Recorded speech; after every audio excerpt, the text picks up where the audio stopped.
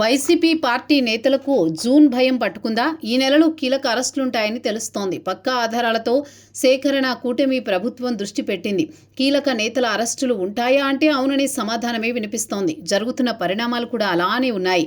ప్రస్తుతం వల్లభనేని వంశీమోహన్, కాకాని గోవర్ధన్, నందిగం సురేష్ వంటి నేతలు జైల్లోనే గడుపుతున్నారు. ఇప్పట్లో వారికి బెయిల్ వచ్చే అవకాశం కనిపించడం లేదు. మరోవైపు జూన్ నెలలో మద్యం కుంభకోణానికి సంబంధించి కీలక అరెస్టులుంటాయని ప్రచారం నడుస్తోంది. ముఖ్యంగా పిన్నెల్లి సోదరులు, మాజీ మంత్రి పేర్ని నాని, కొడాలి నాని, సజ్జల రామకృష్ణారెడ్డి వంటి వారి పేర్లు ప్రముఖంగా వినిపిస్తున్నాయి.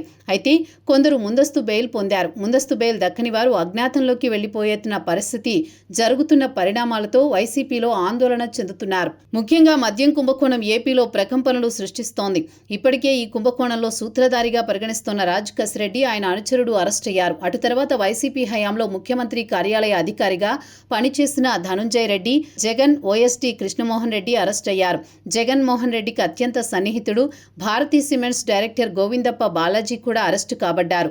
ఇంకోవైపు రాజంపేట ఎంపీ పెద్దిరెడ్డి మిథున్ రెడ్డి సుప్రీంకోర్టుకు వెళ్లి అరెస్టు కాకుండా తాత్కాలికంగా ఉపశమనం పొందారు.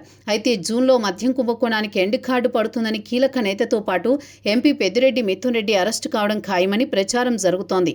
నెల్లూరు జిల్లాలో మైనింగ్ అక్రమాలకు సంబంధించి కాకాని అరెస్ట్ అయ్యారు. అయితే ఆయన చాలా రోజుల పాటు అజ్ఞాతంలో ఉన్నారు.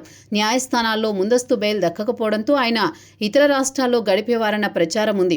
ఈ తరుణంలో కేరళలో ఉన్న గోవర్ధన్ రెడ్డిని ఏపీ పోలీసులు అదుపులోకి తీసుకున్నారు. ప్రస్తుతం ఆయన రిమాండ్ ఖైదీగా ఉన్నారు. ఇంకోవైపు మాజీ మంత్రి కొడాలి నాని లుకౌట్ నోటీసులు జారీ అయ్యాయి. విదేశాలకు పారిపోకుండా అన్ని ఎయిర్పోర్ట్లకు కేంద్ర హోంశాఖ లుకౌట్ నోటీసులు జారీ చేసింది. ఆయన అరెస్టు ఖాయమని ప్రచారం జరుగుతోంది. మరోవైపు బియ్యం మాఫియాకు సంబంధించి కేసులో మాజీ మంత్రి పేర్ని నాని చుట్టూ ఉచ్చు బిగించేందుకు ప్రయత్నాలు జరుగుతున్నట్లు తెలుస్తోంది. అయితే ఈ అరెస్టులు, కేసుల నమోదు విషయంలో కూటమి ప్రభుత్వం వ్యూహాత్మకంగా ముందుకు వెళుతున్నట్టు తెలుస్తోంది. కేసుల్లో నిందితులకు న్యాయస్థానాలను ఆశ్రయించే విషయంలో పూర్తి స్వేచ్ఛ ఇస్తున్నట్లు తెలుస్తోంది.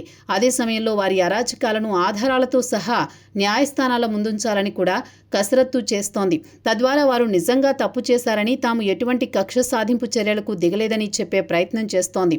మొత్తానికైతే వైసీపీ నేతలకు జూన్ గండమైతే మాత్రం ఉందని తెలుస్తోంది.